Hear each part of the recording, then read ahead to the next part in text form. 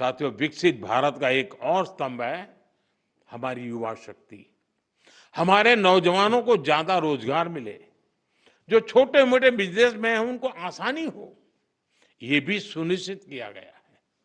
हमारे जो ऐसे सेक्टर हैं जिसमें सबसे ज्यादा लेबर लगती है, उनको जीएसटी की कम दरों से बहुत बड़ा सहारा मिलने वाला है। टेक्सटाइल हो, हैंडीक्राफ्ट हो, लेदर हो, इसमें काम करने वाले साथी, इस बिजनेस से जुड़े साथियों को बड़ी मदद मिली है। इसके साथ साथ कपड़ों और जूतों की कीमतों में भी बहुत कमी आने वाली है। हमारे स्टार्टअप्स, एमएसएमई, छोटे व्यापारी, कारोबारियों के लिए टैक्स तो कम हुआ ही है, साथ ही कुछ प्रक्रियाओं को भी सरल किया गया है। इससे उनकी सहूलियत और बढ़ेगी। साथियों, नौजवानों को एक और फायदा फिटनेस के सेक्टर में भी होने वाला है। जिम, सैलून, योगा जैसी सर्विसेज पर टैक्स कम किया गया है। यानी हमारा नौजवान फिट भी होगा और हिट भी होगा। और मैं आपको याद दिला दूं, सरकार आपकी फिटनेस के लिए इतना कुछ कर रही है, तो एक बात मैं बार बार कहता हूं, अब तो ऐसे लोग हैं डेली 200 लोगों से बात करते हैं आप लोगों को मेरी बात जरूर बताइए कि मोटापा हमारे देश के लिए बहुत चिंता का विषय है। इसलिए खाने का तेल 10% कम करने से शुरुआत करें। मोहम्मद जी, आप मेरा एम्बेसडर बन जाइए।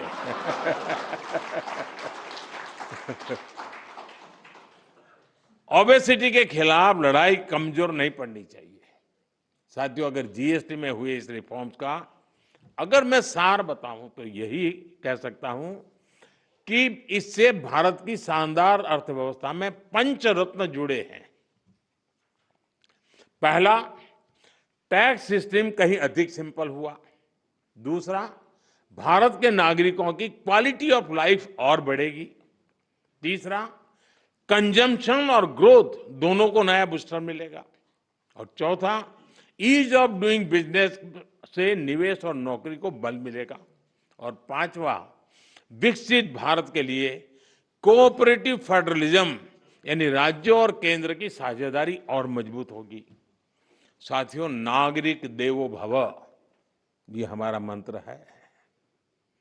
इस वर्ष सिर्फ जीएसटी में ही कमी नहीं की गई, इनकम टैक्स में भी बहुत कम किया गया है। 12 लाख रुपए तक की इनकम पर टैक्स को जीरो किया गया है। आजकल तो आप आईटीआर फाइल कर रहे हैं, तब इस फैसले का सुखद एहसास और भी अधिक होता है कि नहीं, यानी इनकम में भी बचत और खर्च में भी बचत। अब ये डबल धमाका नहीं है तो क्या है।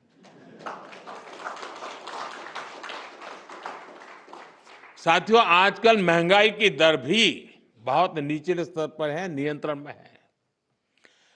और यही तो प्रो पीपल गवर्नेंस है।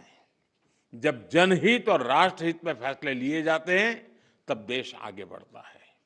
और इसलिए ही आज भारत की ग्रोथ करीब करीब 8% है। यानी दुनिया में हम सबसे तेज गति से ग्रो कर रहे हैं। ये 140 करोड़ भारतीयों का सामर्थ्य है, 140 करोड़ भारतीयों का संकल्प है।